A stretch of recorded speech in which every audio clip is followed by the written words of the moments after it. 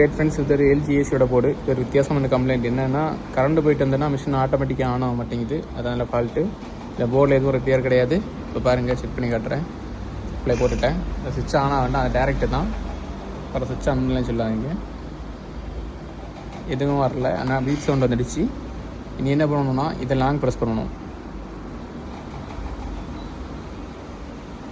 ஒரு பீப் அடிச்சிடுச்சு, second beep அடிச்சிடுச்சு. இந்த லைட்டு மாறும்.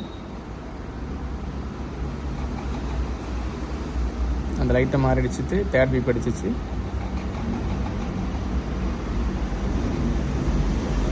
ஓகே, அடுத்த பீப் அடிச்சிச்சு. இப்போ ரீசெட் ஆகிடுச்சு செட்டு. ஓகே, ரிமோட்டில் ஆன் பண்ணுறோம். பவர் டிஸ்கனெக்ட் பண்ணுறேன். இனி போட்டு பார்க்கலாம்.